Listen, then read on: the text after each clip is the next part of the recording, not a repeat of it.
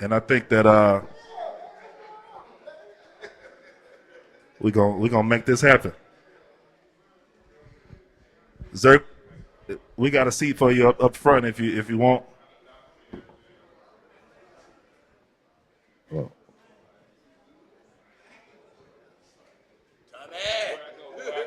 Anthony. I'm calling it by your government name. I won't bust you up. Anthony Holmes. He ain't fantastic. I got a seat up here for you reserved if you want.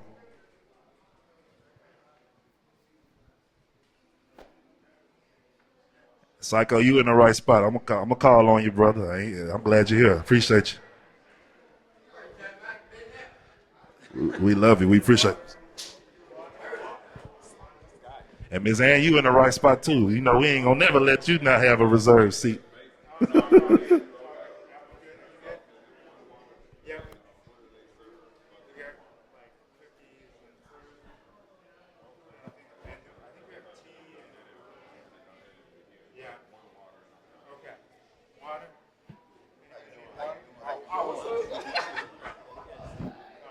Oh yeah, you good. Good.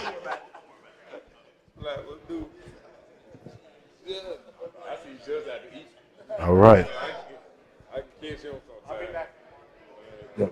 Yep.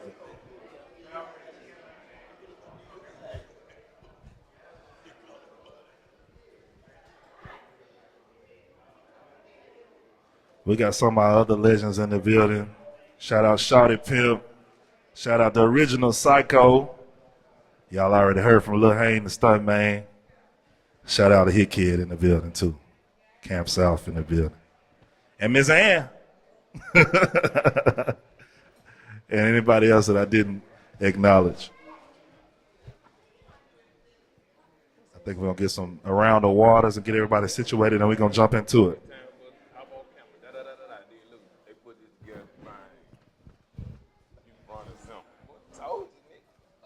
And as far as the digitation, that'll be an ongoing. I'm fine with that. I think that'll be an ongoing effort, right? So I'll make an announcement. If you know anyone who can contribute to the digitization effort that is ongoing with the library, please get in contact with Skylar or one of the other volunteer staff here at the Orange Mound Branch. What they're trying to do is create learning resources, archival resources for people who are interested in this history. If I could, I want to acknowledge, some of our legends aren't here to share their story. Some of our legends didn't make it to see their legacy become legendary, whether it be from a litany of circumstances that would have put them in that position. So we're here for a reason. We're here to honor this history, but we also want to make sure that CDs, tapes, flyers, handbills, articles, materials from photo shoots, all of those things can continue to be kept safe, maintained. It's not easy to maintain media. Stuff degrades over time. Records, film, all that degrades over time. So we want to make sure that we can, as best as possible, hold on to some of those pieces and make sure that future generations have an opportunity to learn who we were and why we're here. I always say a record tells you exactly what it is. It's evidence that somebody was here, and here we are, right? Somebody back in the back there, it marinated with them for a second, then they hit them real good in their soul. All right, y'all ready for this next panel? Awesome. Well, I'm going to get each of these brothers to introduce themselves succinctly and briefly before we jump into exactly the role that each of these gentlemen played in this Memphis hip-hop history and legacy. Just to introduce yourself, say your name, and sort of what your piece of it was. Hi, I'm John Disco Hound, and my role was not part of the hip-hop part, but it's just the foundation, the layer platform for the hip-hop artists to get exposure. Back when I was running nightclubs all over Memphis, they had explicit lyrics, and the radio station couldn't do anything to help. Most of these guys are millionaires now. The radio station couldn't play it, so they needed an avenue. I set the foundation for to play the music, like Club No Name, Club Expo, 2001, Infinity Maximilian, on and on and on. So my part was not mostly, I knew all the hip hop guys. My job was to break what the old club DJs used to do is break records for the street guys. So I was a part of stuff that couldn't get played on the radio. It was my job to get the exposure. Awesome. John Disco Hound, ma'am. You didn't go to the club, did you? Yeah. I'm a Hound, baby. John Disco Hound Moore. Steve A. Yeah, I'm Steve A. They call me the motor mouth of the Mid-South. I'm the originator, pioneer of this whole situation, the whole thing. And what I did, people didn't have music. They didn't have no dumb demos. I went from city to city with my own money and got everybody exposed. And I'm still doing that right now today. So, but you just, but it ain't nobody else. I was doing that. He was playing them. Downtown Jackson Brown was playing them. Sonny D was playing it. Reddy J was playing it. I was playing it. Then my man Spanish Fly took over and did his thing. And that's how the whole situation started. And it ain't nothing else to say. That's it. Yeah. Yeah. That's it. Tommy Wright III. What's up, JB? What's good, baby? I'm Tommy Wright III. First of all, I'm a big fan of everybody I'm around. Like, you won't even understand. I'm like, bruh, I got every tape. I followed these guys. I'm a big student, and then I ended up, they put it in me so hard that I, started, doing music myself, got it out the mud, and put together a team of people, kids, started producing, and just had a dream, tried to follow my dream. Bro. And I'm a real Memphis supporter. I'm serious about Memphis. A real Memphis protector. I don't play about it. I've seen those dark ages, and I've seen the good times. I've seen the struggle and, the good days. I've seen the days that all of these guys are talking about. So I'm going to stop right there and let you, We're going to get to it. move on down. I used to sneak him in the club when he was a kid. Right. Exactly. We're going to get to that, too. You supposed to be in there. You snuck in. You used to sneak in. I had to sneak in. It was next door neighbor. And it changed my life. Yeah. It changed my life. Changed all our lives. DJ Jus Borne. What's up, everybody? My name is DJ Jus Borne, one of the originals of this Memphis thing. Started in 1984, Whitehaven section. I came in the game, I guess, before Memphis rap kind of started. So I started as a 7th grader at Grayson Junior High. To going to high school, hooking up with Steve A, 21st Century, DJing all those years. So all the way out to high school, working with some of the biggest names that touched the mic. So you can put, to my credit, Tila, Gangsta Pat, and DJ Paul all came from my studio. So I would say I'm on the ground level of it, but the OGs like Sonny D and Disco Hound, they took me on when I was young. So they treated me like a grown-up when I was a kid. So that's my claim to fame. Still doing my thing, still doing what I love. I did radio syndication. I did radio here for years, so still around. Love Memphis music, man. Some more stuff coming, for real. All right. DJ Spanish Fly. Word. Check. Oh, word. It sounds good. First of all, I just want to say God bless everybody in here and up under the sound of our voice, and God bless y'all. I'm DJ Spanish Fly, and I did what they said I did. I was just having fun. I didn't even know what I was doing myself. I was just having fun. I did what they said I did. That's me. A1. All right, well, I see Kojak jumping up in here. I'm going to salute everybody that come through. And thank y'all again for being here with us, everyone, and all of you. I may not know you by name, but this means so much. I know Scholar put a lot of blood, sweat, and tears into making this happen.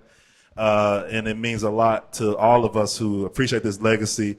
And I see his cameras. I see his recording going on. So we're not going to let another day go by that some of these stories aren't told, that some of this history, that some of these people, their names, whether they were a fan just showing up to the club, a DJ, a jock on air, a jock in the club, a producer, a MC, just hanging out, connecting people. I mean, there's so many people that played a role in some ways that at the time might have felt minuscule, but the reverberation is huge because you see what they're doing in Europe, in Asia, with this music that comes right here from this community, and it's still inspiring people. They put it on cassette, sold it at Mr. Z's or wherever it was, and somehow it didn't reach all the way over there to them people. They getting buck in Bombay.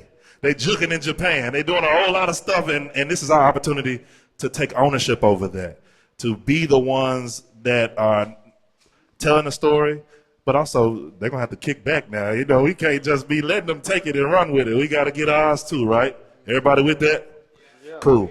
So with all that being said, I know that we're going to tell a lot of stories. We're going to have a lot of fun. There may be some discrepancies between the panels. You know, I'm sure there's a lot of farting, drinking, snorting, all type of stuff going on. If you hear something that don't really seem like exactly how you remember it, we're just going to work it out between the panel. We ain't going to fuss and fight over it. We're going to love on each other today, and we're going to make it amazing. And y'all going to have some fun? We're going to have some fun?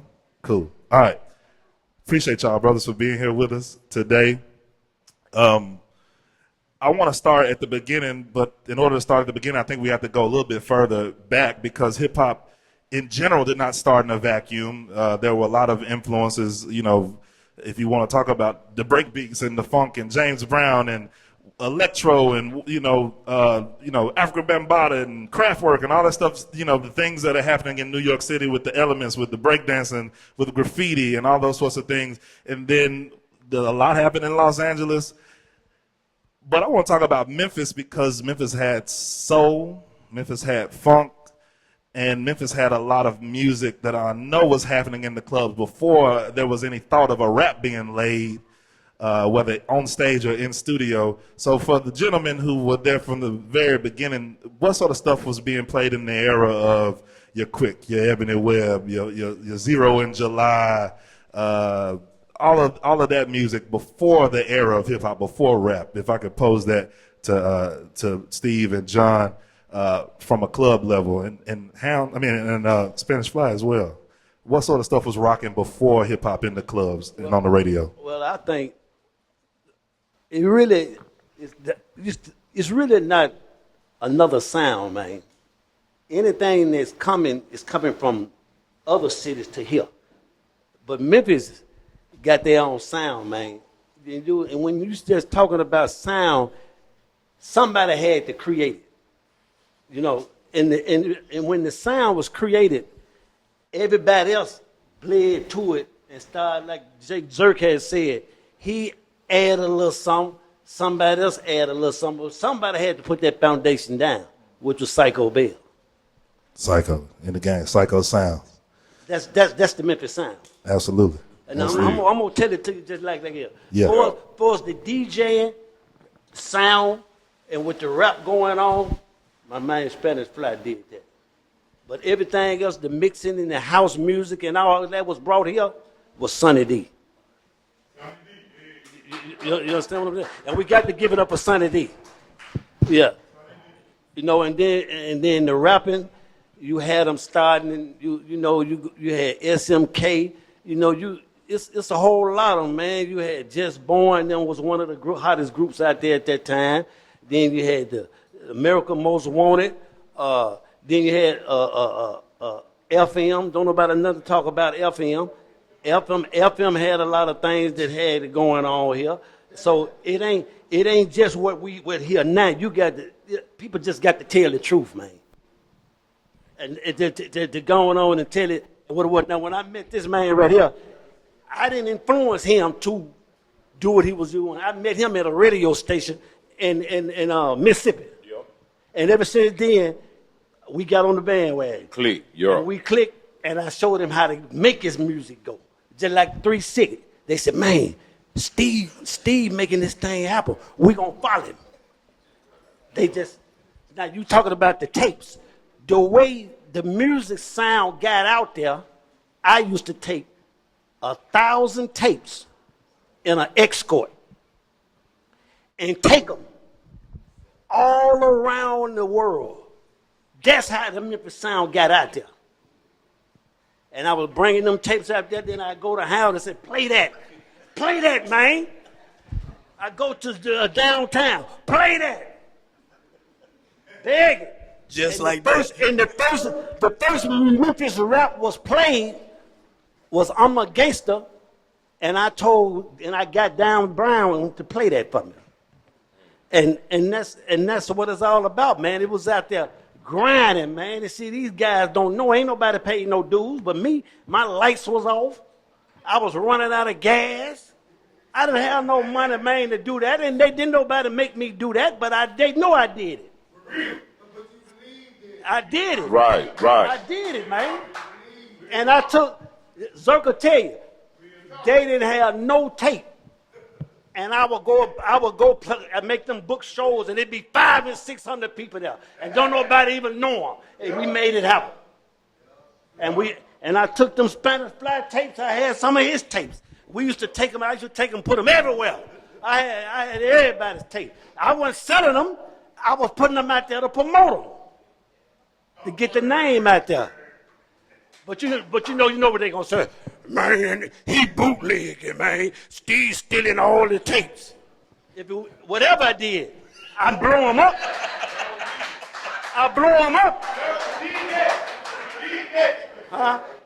I had to blow them, and I'm still trying to blow them up. And where would we be without a lot of that hustle? Where would we be without that paving the way, that foundation, that fight? Yeah. And that's what's in a whole lot of Memphis guys, that fight. I figured that once I opened up the mics, I wasn't going to have to ask a lot of questions. We were just going to get into it and just get it going. So we just treat it like the barbershop, but like we said, a class reunion, however we want to tell these stories, let's get them out. Hound, you tell me what's on your mind. Yeah, your turn. I guess we the dinosaurs of the group, I guess.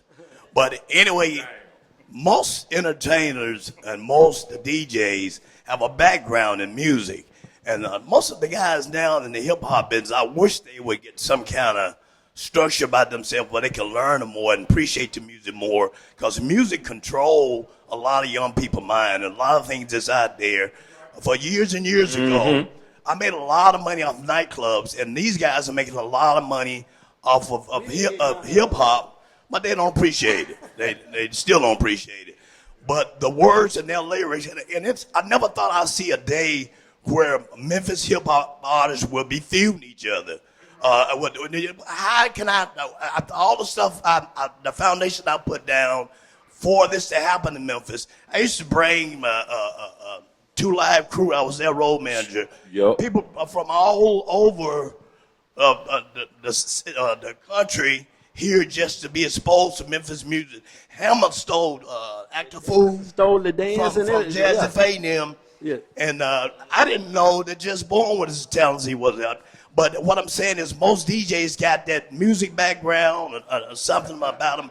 These guys need to learn something about music before they just start stealing beats and get more organized. I organized an organization called Memphis Area Disco DJs, Man Incorporated, which was sponsored by Jim Norvich and Pop Tunes. We organized the Tri-State Disco Pool, which we organized Tennessee, Arkansas, Mississippi. We control Memphis. We control what the DJs played. And we had if you got 100 DJs and 100 clubs, that's just like a miniature radio station. I mean, they don't have to do that now because everything is on the internet.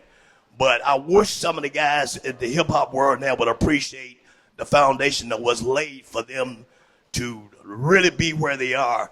And I admire this young man right here. I watched him as a little kid grow up across the street from me, and I was unloading all those speakers and stuff. His eyes got big. I knew he was gonna be somebody, man. The third. And that was a blessing in disguise. I grew up Disco Hound's neighbor, right across the street. So I actually saw the work he was putting in, the superstars he was bringing, the limos. All of this was right in front of me, and it really kind of makes me emotional because, man, he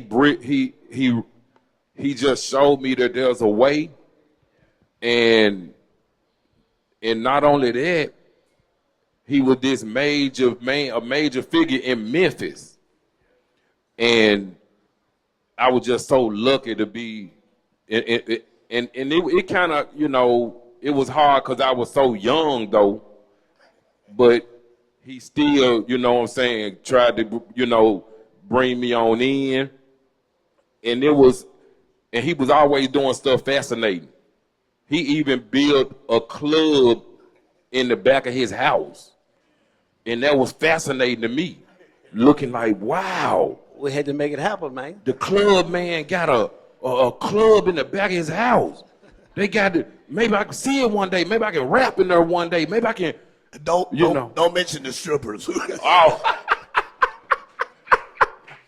And the celebrities. And they almost bring me back to what you were asking about the music. Roll It Up, My Homeboy, Salt and Pepper. But you want to go even before hip hop. So, but, yeah, you want to go disco. Yeah, and so, but that is what I saw actually, man, being able to grow up with this man right in front of me and being, right in the middle of the culture, right in the thick of things, not even knowing how big, the scope was, until he actually took me to the club and I saw Spanish Fly live and in person. And I snuck in and seeing Spanish Fly with like 8, 9 cassette decks on top of each other, making mixes, DJing the party, and having his mixtapes to sell that same night. Man, the hustle was real. And then he one of my favorite rappers as I'm listening and got all his songs, Cadillac, Smoke Onion, all that, and actually being able to go in and see him and see them in their element doing their thing back when Memphis, man, was not even near what it was. Oh, man, you had to be there. But, y'all, Fly, I'm going to let you take it from there. Can you elaborate on some of them over the songs? His question was before me, it was Disco Hound and Ray the J, and Music Man was around as well, and they had Disco. Well, they don't know my name. I was the Music Man first. Right. Then I changed my name to Steve A. Right. I know them by Music Man. I know them by Music Man. But they had songs before me. Like I was fresh out of high school. I had dropped out of school too, y'all, when I got hired at the club. No name. But anyway, I went back, got my GED and everything. But they had songs like they was playing Kraftwerk. All the electro. Set it off. Set it off. Disco and things like that. When I came about. Yeah. By the time I came around '84, we was playing all the electro stuff, the West Coast stuff, the down South Florida freestyle type. They call it freestyle now. So we talking mid '80s, '84, '85, '86. That music all sound like breakdance music. And a lot of West Coast stuff. Shannon, let the music play in that vein? Yes. Gotcha. Yes. Exactly. And so when I came along, I entered this contest. It was in '86. They had a rap contest and they had a DJ contest. Well, I already was DJing like on my school bus on my little radio. I was going to Overton High School and I used to just play music and push play, and while it's playing, I hurry up and push rewind, and it kept on skipping back. And all the kids on the bus, they was loving it. And the bus driver was loving it because I actually had all the kids, you know, quiet and listening, and so he didn't say anything. So anyway, I joined this DJ crew. I used to DJ in Clementine, Warren Apartments. I joined this DJ crew. It was the True Blue crew that Mighty Rapping Fishbone had got me involved in. And I was the DJ. He was like, man, can you be my DJ? Mighty Rapping Fishbone was a rapper. And his cousin, BJ, had turntables, and Tony Red also used to go to Club No Name. But them guys was already going to Club No Name, and I never knew anything about it. So they came to me in the hood one day and say, Fly, they're going to have a DJ contest and a rap contest. I want you to be my DJ for the rap contest, and then you can enter the DJ contest. I was like, all right, cool. So I ended up agreeing to it. So it was going to be that Saturday night.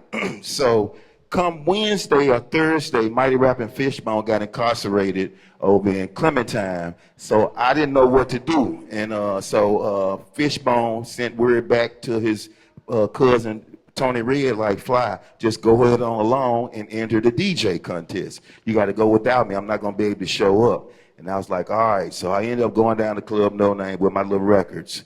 And then so they had the DJ contest. And so I knew how to human beatbox at the time. I had this little rap I used to say all the time. And so I entered the DJ contest and started scratching and everything. And so anyway, to make long story short, I won the DJ contest. And then it was the rap contest. So I did so well in the DJ contest. I entered the rap contest and I won the rap contest. So Ray the J and Disco Hound them came to me and told me, like, Fly, man, they love you, man. Like, man, you rock this joint, man. They love you. You should stick around, man. We'll find something for you to do. I was like, okay, cool.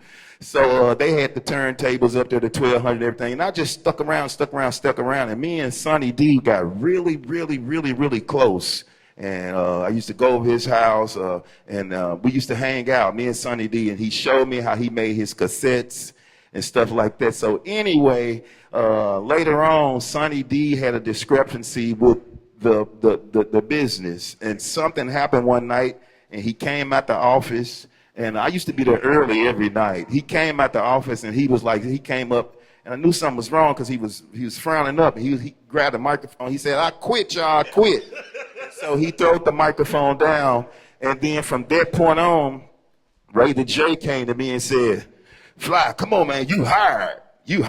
And I'm like, oh, what do you mean, man? But I was glad about the hiring, but I was so sad about my friend was gone. Sonny D was gone. And I didn't understand anything. I was just 16 years old. I was just having fun, And so I ended up stepping in Sonny D's spot. And so now I'm to do the Club No Name Saturday Night Live Budweiser Hot Mix every Saturday night on the radio.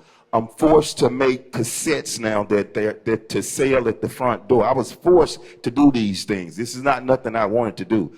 I was forced to mix and scratch because I took my friend's spot. And I was young. It really was hurting me, but I was glad about the success that I did. Now I'm DJ. I went to nobody, and now I'm DJing in front of like thousands of people.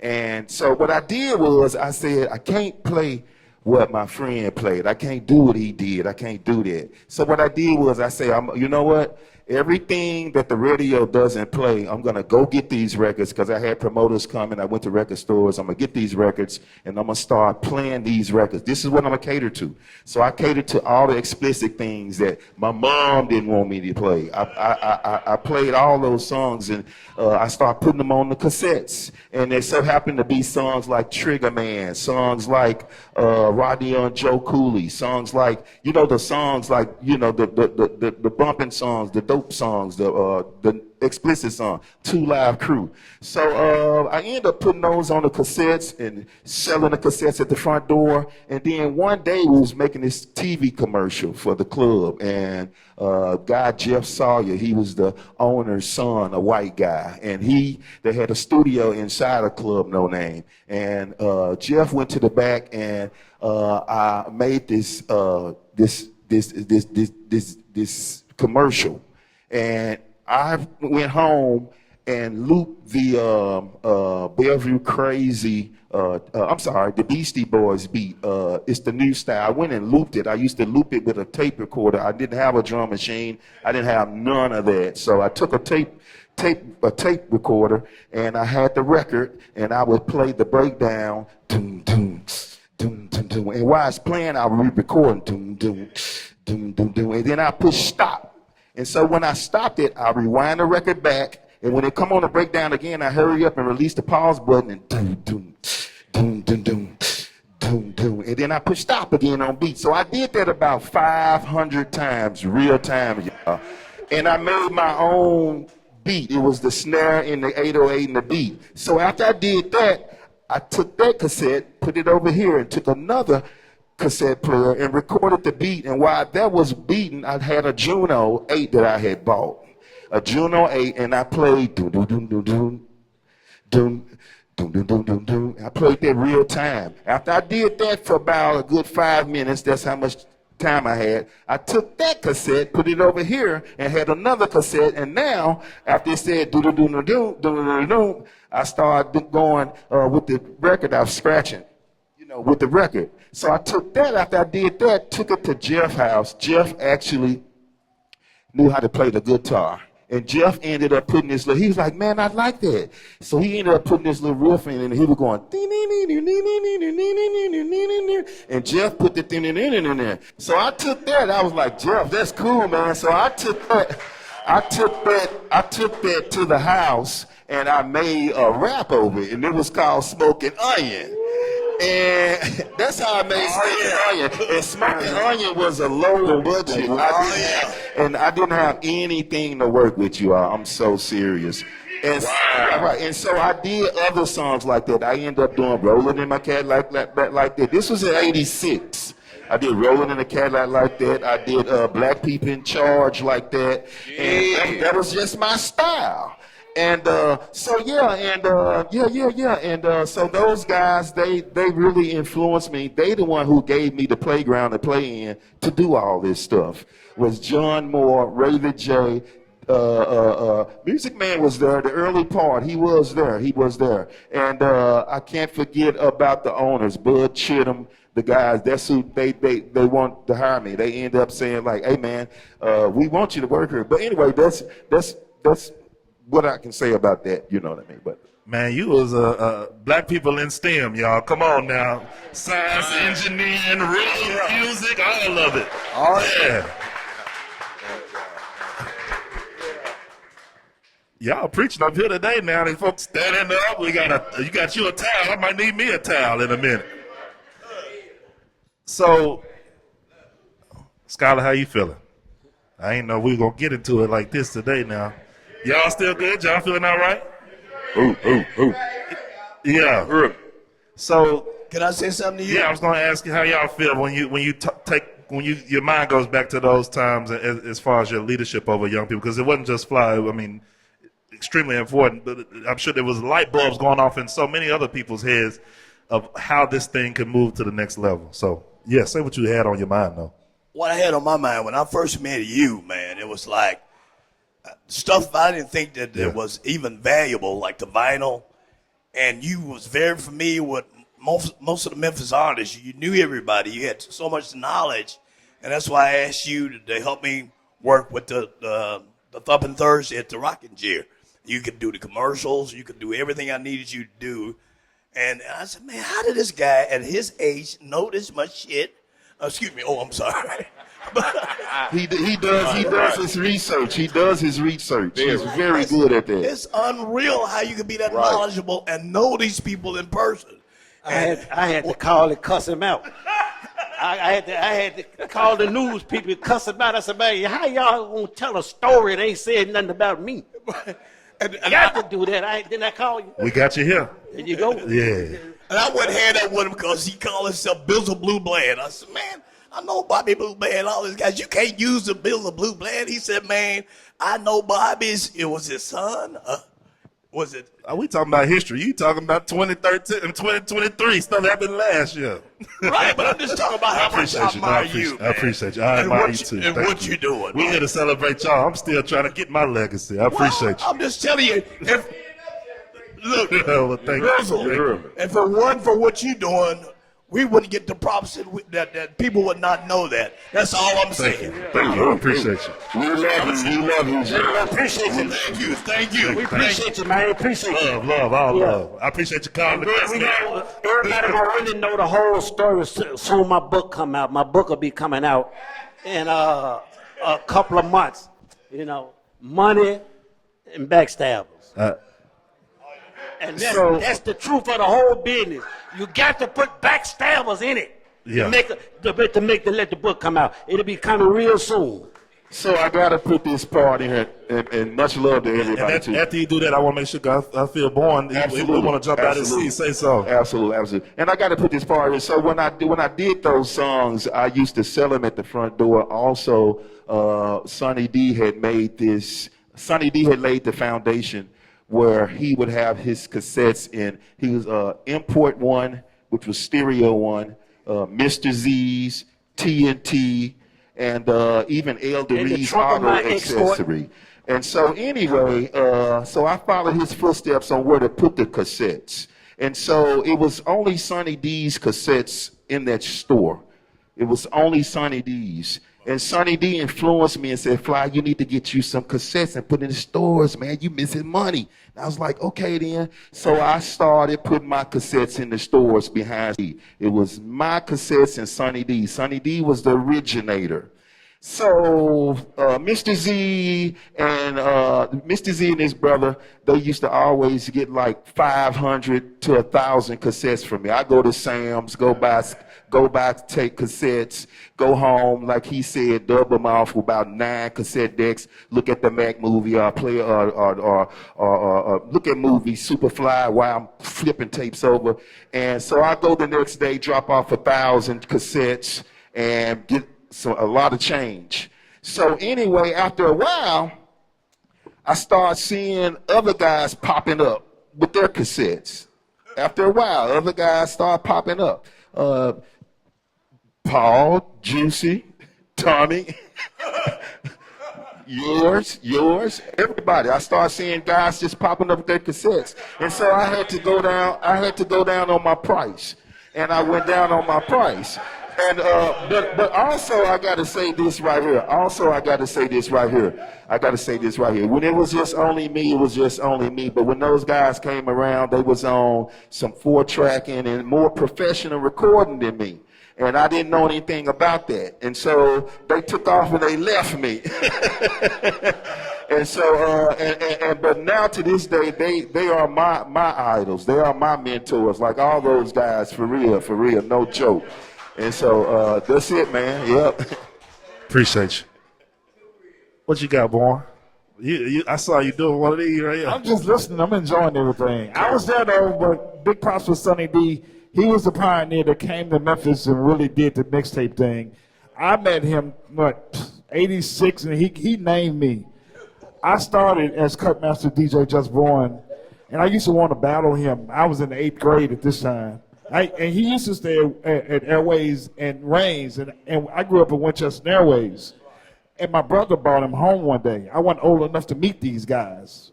I'm still in junior high, so I used to call him and want to battle him. And he called me just a baby. He's like, you know what JB stand for? It's Jus Borne. You're Jus Borne. And I said, I like that. So that's where I got my name from, was actually him. He took me under his wing. By 10th grade, he had me on 32 radio stations, on syndicated and everything. So I wasn't old enough to come out to do what the guys was doing. But I was there. Well, the rest is history. Yeah. Well, let's talk about venues. You know, we've spoken a good bit about No Name and Expo. Steve A., tell me about 21st Century and what that environment was like. Well, 21st Century was a building. Thomas, Phyllis, and they put the building together, but they didn't know how to run it. They didn't know what to do.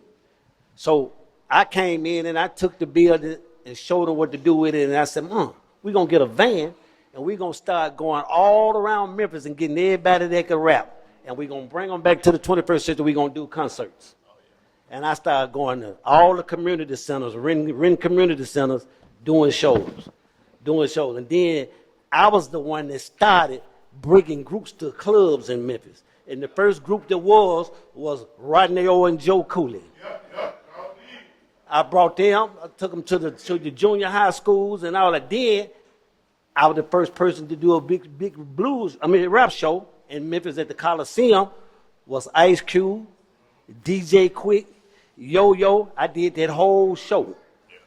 And I put 8 Ball and MJG on the show so they could perform. So that's what Zirk was talking about. I would get all the groups from one side of Memphis and put them in another spot, and we was doing the shows, and everybody could rap. DJ Squeaky used to come sometime and DJ. Him and 8 Ball would rap.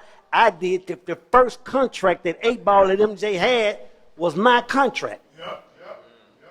I'm the one gave him the OTS. Now somebody to tell that. I went and got him, and I said, man, my money kind of short, man. I can't. My money was short, huh? You know what I'm talking about?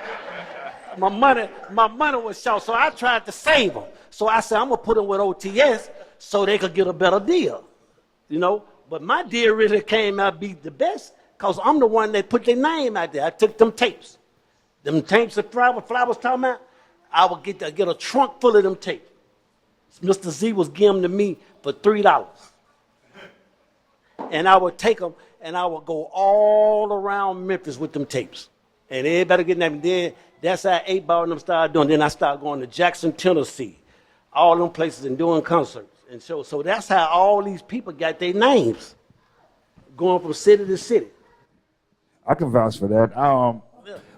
I DJ'd at 21st Century when I was going to Oak Haven, 10th, 11th grade, and all the shows, Steve A would take us from Holly Spring all the way to Canton, Mississippi. So you only had maybe 5 rap groups. You had Ball and G. I was in a group called Second Level, me, Tila, and Cody, and then you had Al Capone and a couple more guys I forgot, but he put us on a bus and we'd go down there perform. Nobody had records out at the time. And so that 21st Century right there, Winchester, near Lake Point, across the street from Lake Point. It's not there anymore. We had 2. The first one was in North Memphis. Hollywood. Yeah, that first one. I came around. That was the big one. And then I get to walk, and that's when the Hound said, I sold the building. I told them folks, I said, man, y'all want to buy this building? I was the first somebody to sold the building, too, gonna have. You was ahead of your time, dude. I'm surprised we didn't get locked in the trunk. I'll tell you. But you know what? But I was out there. I was working for these people, man. I just want them to appreciate it. So I'm glad y'all giving me my flowers now, man. And I'm glad I didn't know you was the bootlegger back then too.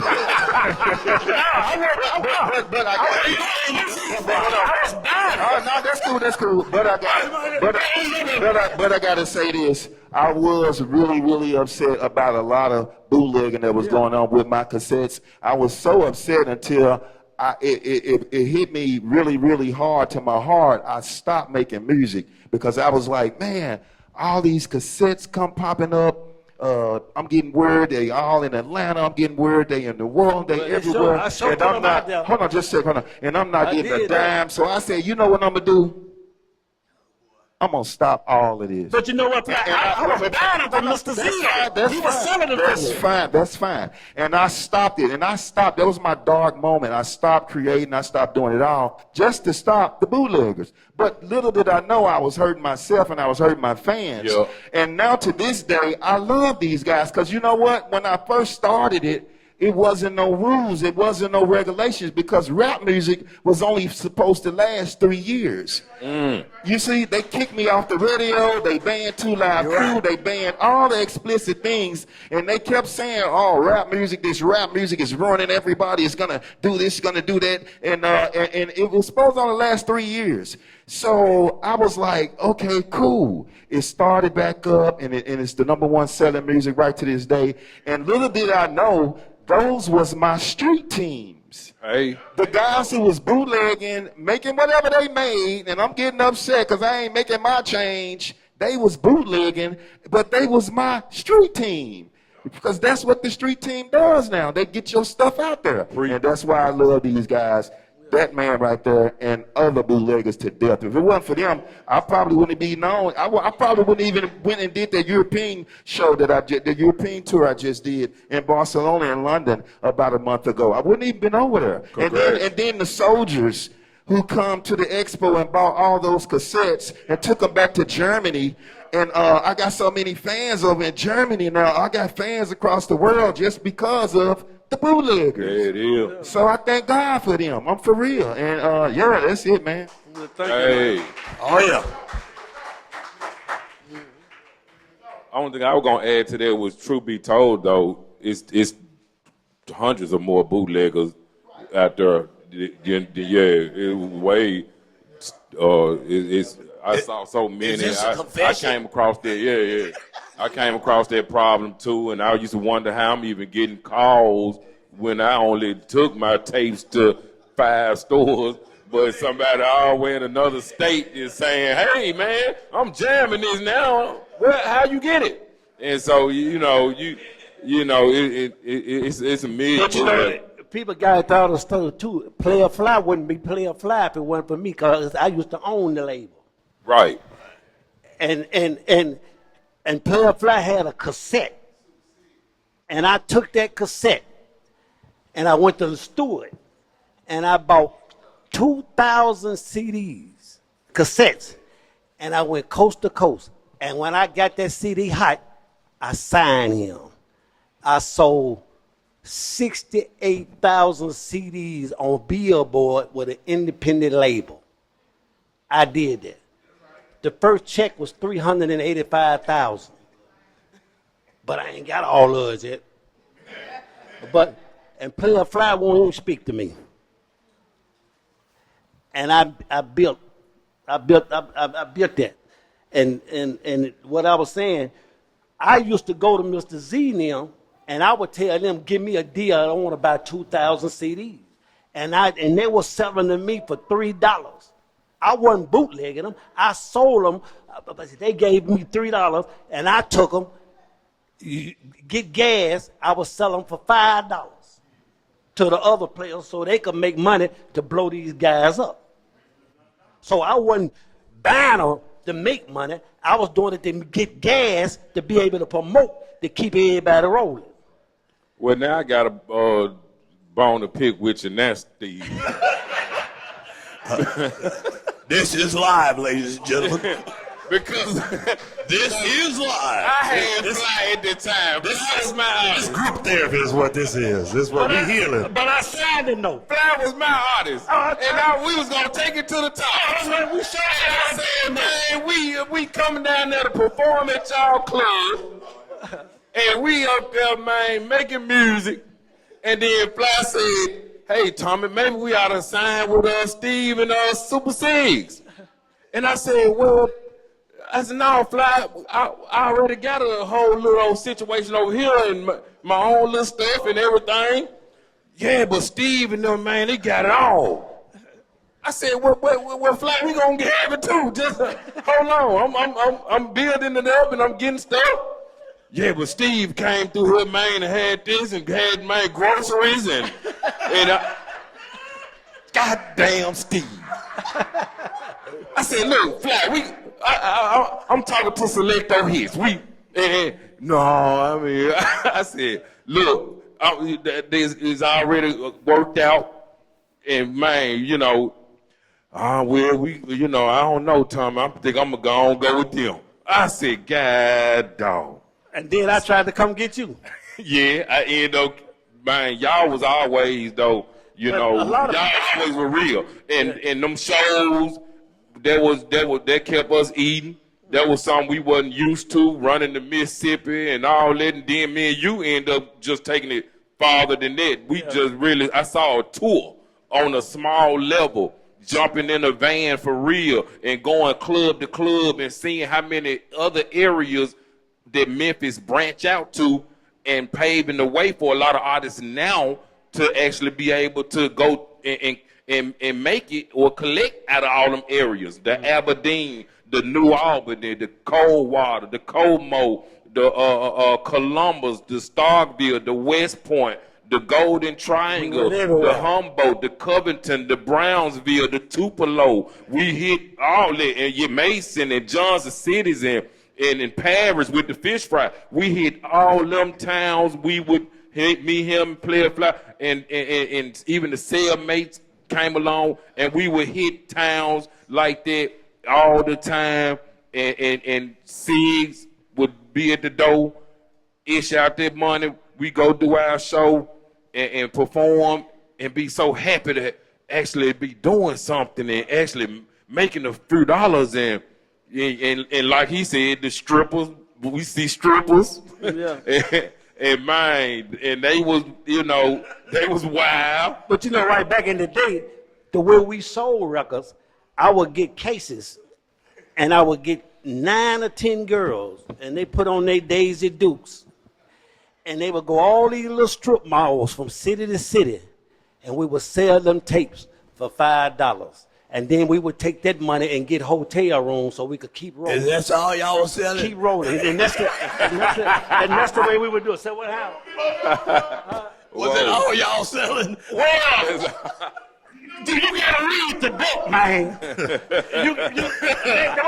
They gave me that.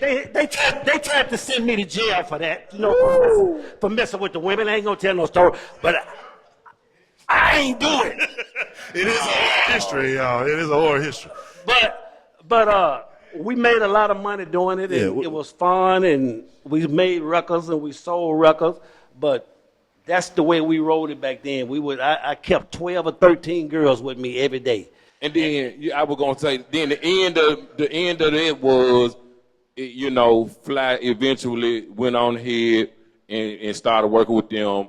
The few songs I had, I used and put them on the run, and then and they made magic together. Because next thing you know, Nobody Needs Nobody came out, and mine changed, and did and wonderful. Super Records was when Cash Money came. We was about the hottest label right here. Oh, yeah. We were. Right. Super Records, my label was hot at that time. So the Universal called me. They said, man, we want to give you a deal. I said, I do it. Give me $1 million. They said, we'll call you back. Now, the man who gave me the money to start the label, he got ignorant. Man, we want $30 million. Oh, yeah. And they went right down and gave the money to Cash Money. That was my deal. I had that problem before. Yeah. We was that hot. At the time, I put Gangsta Black on the label. Everybody was on the label. I wanna holler at Tyrone Bell if I can. You wanna chat with us for a little bit? Here. Tyrone? Yeah, give him one that don't have a chord on it. Tell us about the Psycho sounds and the production element that came from it. Well, originally, man, I wouldn't even never thought to be talking about where no sound came from, none of that type of crap.